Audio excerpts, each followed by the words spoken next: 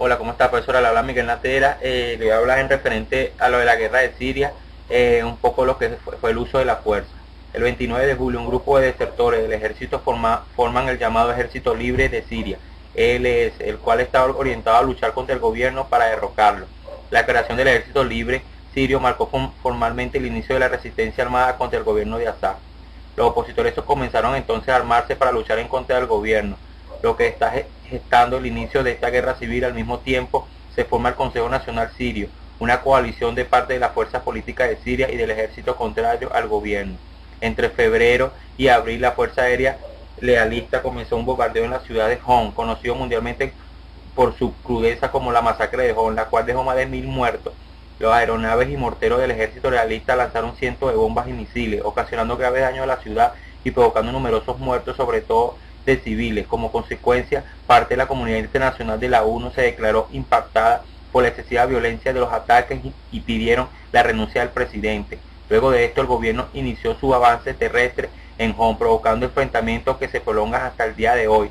La ciudad dejó de ser dominada en su titularidad por los rebeldes. Los muertos de Homs superan los 12.000 y los heridos son muchos más. Esto convierte a la ciudad en lo que ostenta más bajas y devastaciones en total de la guerra de Siria. Buenas tardes, me llamo Arme Briceño y le voy a hablar sobre la guerra en Siria, sobre los inicios, ¿verdad?, de los combates en el 2013. El día 3 de enero, las Naciones Unidas anuncian que los muertos en las guerras civiles superando los 60 millones, lo que ya es oficialmente una catástrofe humanitaria. El 9 de enero, Naciones Unidas anuncia que los refugiados de la guerra ya son más de 4 millones.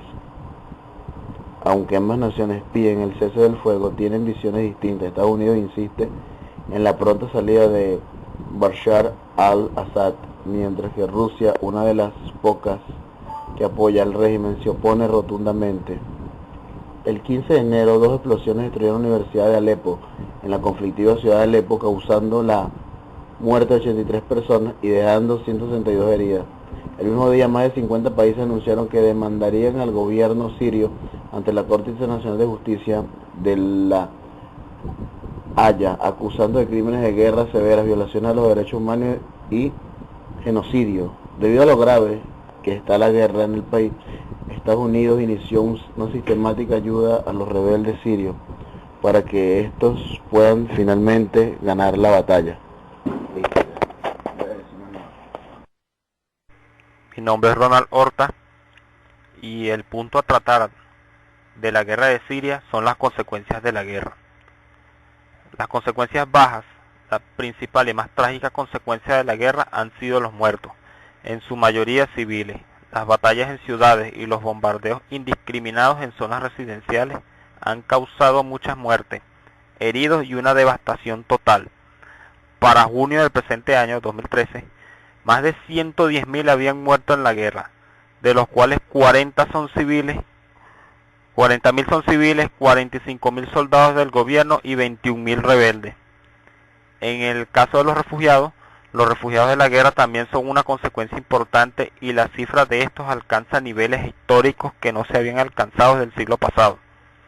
Para mediados de 2013 se estimó que más de 2 millones de personas habían escapado de Siria a otras naciones, de las cuales 1.800.000 lo hicieron solo en el año 2013, y sin tomar en cuenta que todos los días 6.000 sirios más huyen de su país.